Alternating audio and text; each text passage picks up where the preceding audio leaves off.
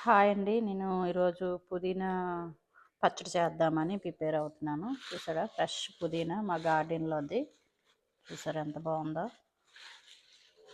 పుదీనాకి కావాల్సిన పోపులండి: ధనియాలు, కొంచెం మినపప్పు, ఆవాలు, శనగపప్పు, జీలకర్ర, వెల్లుల్లిపాయ, శనగగుళ్ళు, ఇంకా ఎండుమిరపకాయ, ఒక 4 పచ్చిమిరపకాయలు వేసుకున్నానండి నేను. 2 టమాటాలు. తయారయ్యే విధానం చూద్దామా మరి, రండి. ఫస్ట్ పోపులు వేసుకోవాలండి. ఫస్ట్ నేను శనగగుళ్ళు వేస్తున్నాను.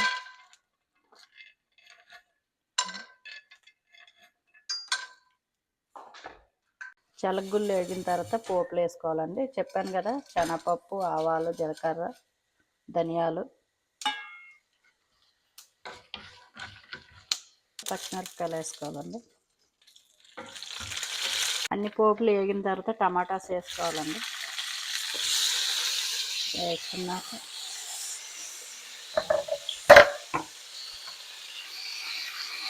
కొంచెంసేపు మూత పెట్టుకున్నామండి.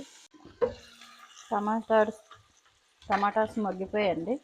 చూసారా, మగ్గిన తర్వాత మొత్తం అంతా అయిపోయింది అనుకున్నప్పుడు పుదీనా వేసుకోవాలి. ముందు వేయకూడదు పుదీనా, కొంచెం మగ్గాలి. కొద్దిగా మగ్గిన తర్వాత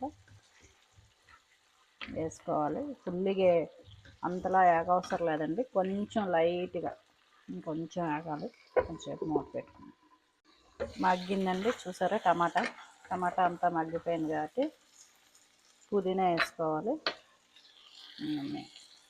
వేస్తున్నాను పుదీనా. కొంచెం మగ్గితే చాలండి, ఏగవసరం లేదు పుదీనా. అంతా వేగిన తర్వాత వేసుకోవాలి.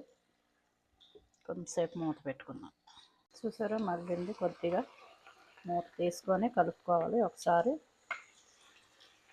సరే, టమాటా పుదీనా పచ్చడి అండి ఇది. దోశలకైనా, ఇడ్లీకైనా, రైస్లోకైనా చాలా బాగుంటుందండి. ట్రై చేయండి. చూసారా,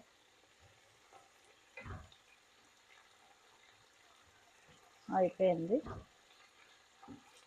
ఇంతే, ఇలాగే ఉంచుకోవాలండి. ఎక్కువ మగ్గితే బాగోదండి, పుదీనా వేగకూడదు. కొద్దిగా మగ్గితే ఆపేయడమే. ఇంకా అయిపోయిందండి. మిక్సీ వేసుకోవడమే చల్లారిన తర్వాత.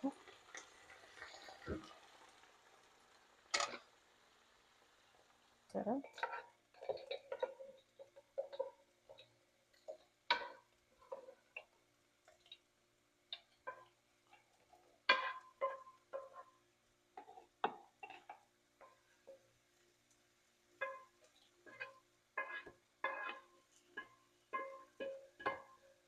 అయిపోయిందండి. చూసారా, చట్నీ, పుదీనా టమాటా చట్నీ అయిపోయింది. నేను కొంచెం పలచగా చేశాను దోశలకని, మీకు కావాలంటే గట్టిగా కూడా చేసుకోవచ్చు.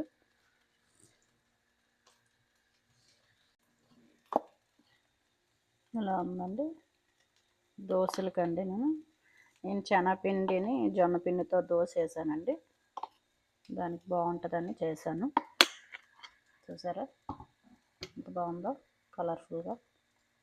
నచ్చితే లైక్ చేయండి, షేర్ చేయండి, కామెంట్ చేయండి.